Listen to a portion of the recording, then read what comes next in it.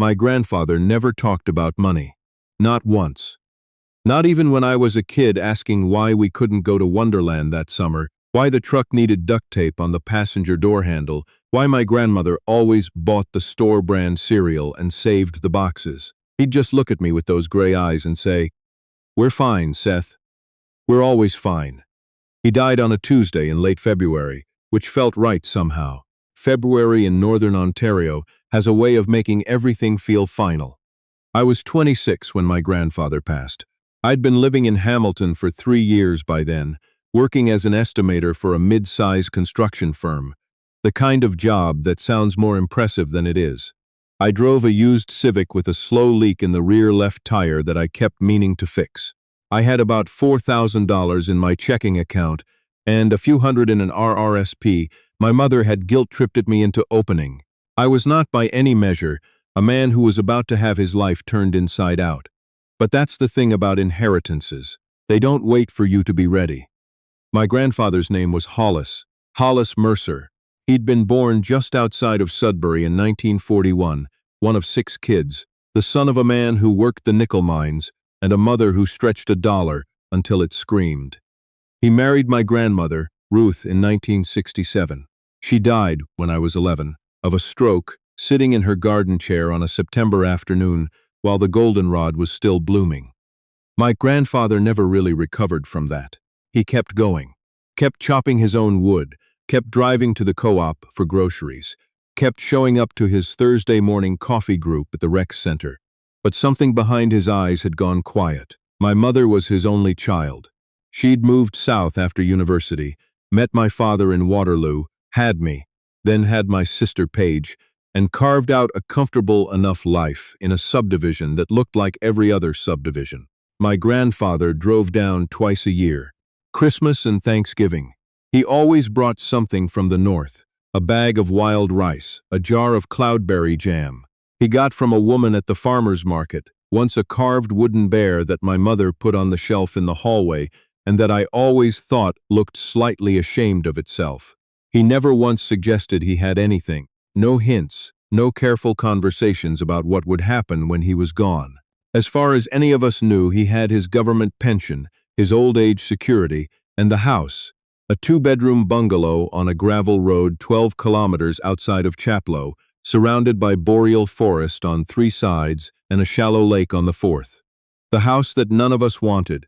That was the uncomfortable truth. We sat around at the kitchen table the evening of the funeral. My mother and my Aunt Vera, my grandfather's sister, the only surviving one, and me. Paige had stayed home in Calgary. She'd just had a baby and couldn't travel. My father had driven up, but he had that look on his face, the one he got when he knew things were going to be complicated, and he was quietly calculating the cost. "There's the property," my mother said, in the tone she used for talking about taxes or dental work. "It's a nice property," my Aunt Vera offered, though she didn't sound convinced. "It's 3 hours from the nearest city, and the driveway alone needs $7,000 of gravel," my mother said. Nobody disagreed. My mother had already spoken with the lawyer, a soft-spoken man named Mr. Halverson, who worked out of an office above a hardware store in Chapleau, and who looked like he had been doing this particular kind of work, delivering news to families who weren't quite sure what to feel, for a very long time. He'd told her the estate was straightforward, the house, the property, and whatever was inside it. No surprises. He was wrong about that last part. I volunteered to go out and assess the property before we decided anything. I'm not entirely sure why. Maybe it was guilt. I'd only visited twice in the last 2 years. And both times felt too short, too rushed, me checking my phone while my grandfather told me about the loons that nested on the lake. Maybe I just needed to be somewhere quiet for a few days. Hamilton had been getting to me. The noise of it, the pace, I'd been having the kind of low-grade anxiety that never quite rises to a crisis but sits in your chest like a stone. I drove up on a Friday morning in early March. The highway north from Sudbury was clear, but the gravel road to the property had 2 feet of snow on it, packed hard and rutted from the last snowmobile that had come through. I had the wrong tires for that, and I knew it. I made it about 600 meters before I decided I was going to get stuck if I kept going, pulled over onto a shoulder that was more guess than fact, and walked the rest of the way. It took 40 minutes. I was sweating inside my jacket by the time the house came into view. It was smaller than I remembered. Or maybe I was bigger. The spruce trees had grown in close on the east side, their branches heavy with old snow, and the wooden siding had gone gray in a way that looked less like wear and more like camouflage, like the house was trying to become part of the landscape. The lake was frozen and white, indistinguishable from the sky. I had the key on my ring. My grandfather had given it to me years ago, without ceremony, just pressed it into my palm one Christmas and said, "In case you ever need somewhere to go." I'd carried it since then, without ever really thinking about what that meant. The front door stuck a little at the bottom, swollen from the cold, and when I finally pushed it open, the smell of the house hit me all at once. Pine and old coffee, and something I couldn't name. Some combination of a particular man's particular life, 82 years of it, now permanently sealed into the walls. I stood in the doorway for a moment. I don't know what I was expecting to feel.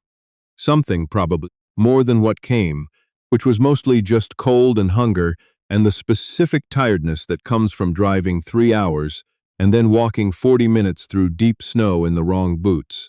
I checked the pipes.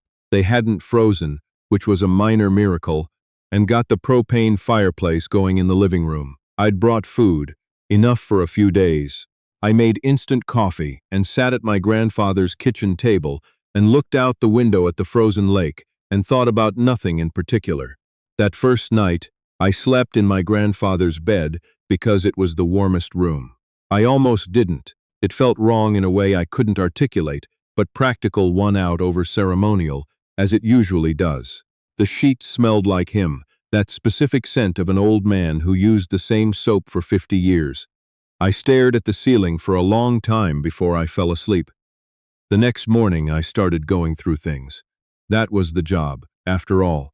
Cataloging, figuring out what needed to go to donation, what needed to go to family, what needed to go to the dump. It was the kind of work that's boring and sad in equal measure, the inventory of a life reduced to its objects. The living room was orderly, almost spare. My grandfather had not been a collector of things. A few framed photographs, my grandmother young and laughing, my mother as a girl in a canoe, me and Paige one Christmas in front of a tree we'd cut ourselves. A bookshelf with paperback westerns and a row of Reader's Digest condensed novels, a wooden magazine rack, a television that was 15 years old if it was a day. The small bedroom he'd used as a sort of office was more interesting. Filing cabinets with old tax returns, receipts going back decades, warranties for appliances that had long since died, a desk with a green glass lamp, and in the bottom drawer of the desk, a tin box, the old kind, the kind you used to get shortbread cookies in at Christmas, with a lid decorated with a painting of a winter village. I almost passed it over. It looked like it might hold receipts or old photos. But when I lifted it, it was heavy. Heavier than it should have been for its size. Inside were two things. The first was an envelope with my name on it, in my grandfather's handwriting. That thin, careful penmanship he'd had, the kind that came from a generation that learned to write with a fountain pen and took it seriously. S-E-H, it said, in letters that were each formed with deliberate intention. The second was a key, not a house key. It was a small, flat key, heavy brass, the kind used for a safety deposit box or a lockbox. It had a number etched on the handle. 114. I sat down on the office chair. It creaked the way old chairs do, protesting its own existence, and opened the envelope. The letter inside was 3 pages long, handwritten front and back on yellow legal paper. The date at the top was from 18 months ago, mid-August, which would have been about 6 months before he died. He'd known, then, or suspected. His doctor in Chaplow had told him his heart was tired, which was apparently a medical opinion given more with resignation than alarm. I'm going to try to be honest about what the letter contained, though some of it I'm still processing even now. My grandfather, it turned out, had not been poor. Not close to it, actually. The letter started with an apology. "I kept this from your mother, and that wasn't fair. But I knew she'd worry, and I knew she'd tell your father, and I didn't trust either of their instincts with something like this. Then it explained, in his careful, measured way, how it had happened. In 1979, when my mother was 12, my grandfather had a friend, a man named Pete, who'd grown up with him, worked the same mine shifts, who had inherited a small parcel of land east of Timmins. Pete didn't want it. Didn't want to deal with the taxes, didn't want to think about it. He sold it to my grandfather for $8,000, which at the time was almost everything my grandfather had. My grandmother thought he'd lost his mind. There had apparently been a significant argument about it. He never told her what he actually thought the land might be worth, because he didn't want to raise hopes on something speculative. In 1994, a junior mining exploration company found a nickel deposit on land adjacent to Pete's old parcel. By 2001, the deposit had been properly assessed, the junior company had been acquired, and my grandfather had been quietly approached by 3 separate parties about purchasing his parcel. He negotiated. This I could not picture, and yet somehow absolutely could picture.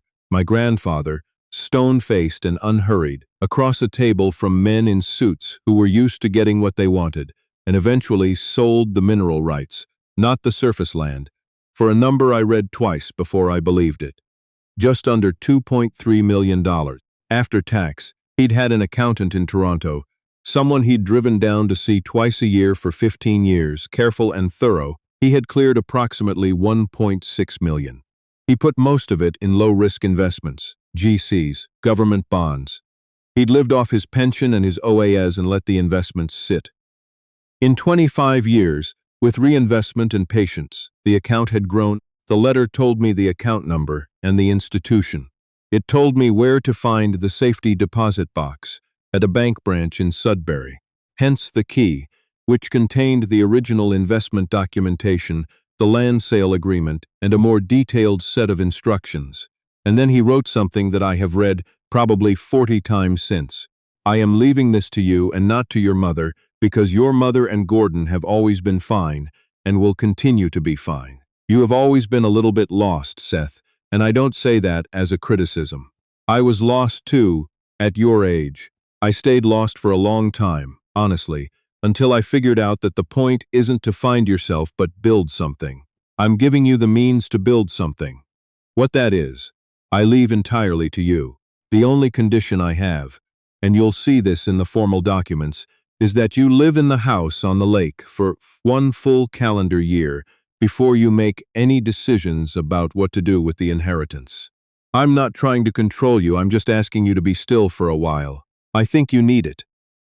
I think you know you need it. Take care of the birch tree by the dock. I planted it for your grandmother. I sat in that office chair for a very long time after I finished reading. I won't pretend I processed it cleanly. I didn't.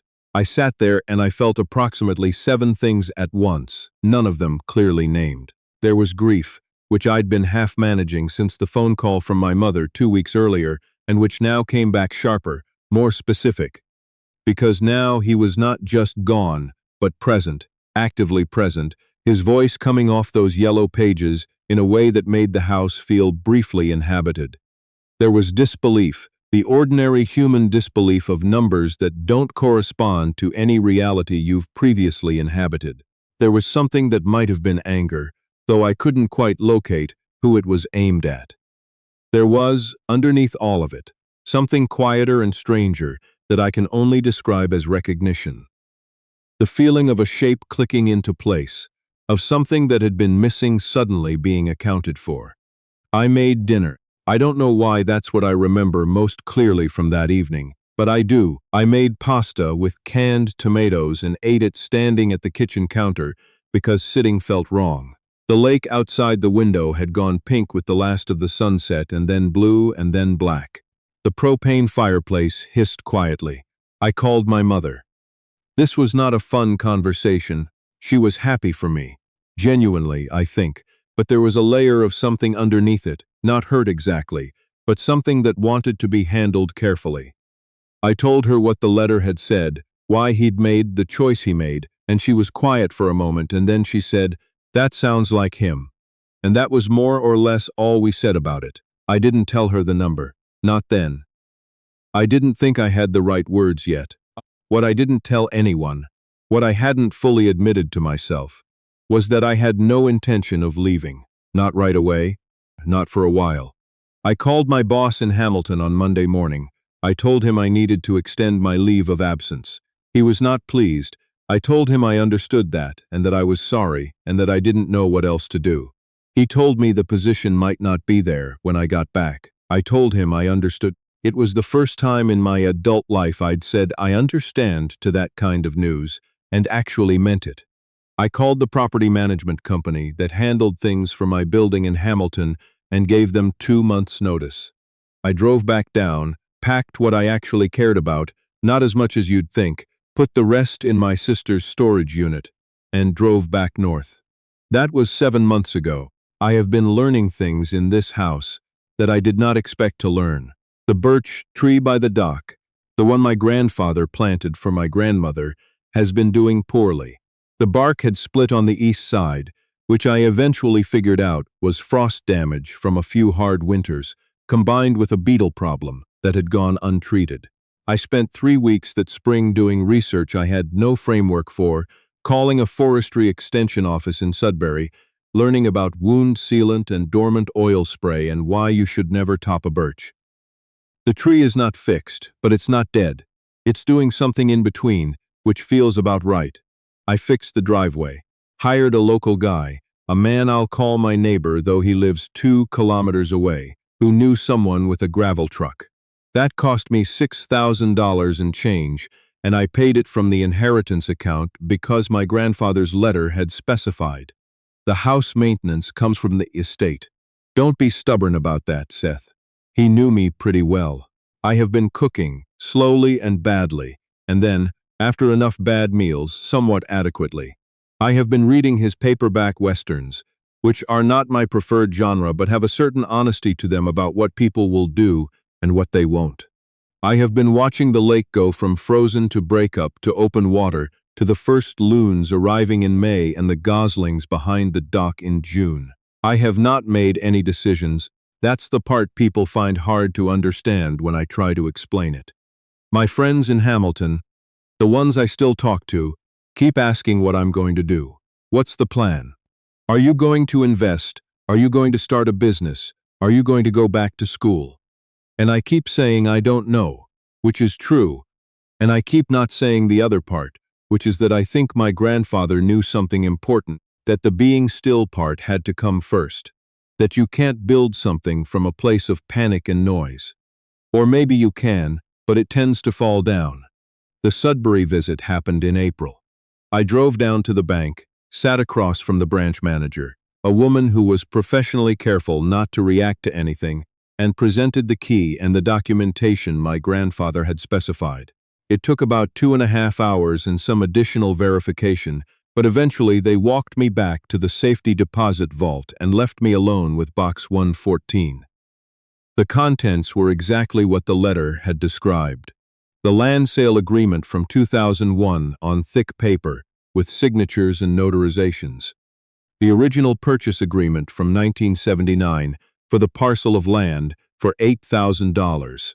A manila envelope with 20 years of investment statements, every year, printed and filed. And at the very bottom of the box, a sealed envelope I hadn't expected. Inside the envelope was a photograph and a note in my grandmother's handwriting. The photograph was of my grandfather and my grandmother, young, probably early 30s, which would put it in the early 70s, sitting on the dock that is still there, the same dock, the wood replaced twice since, but the same structure in the same position.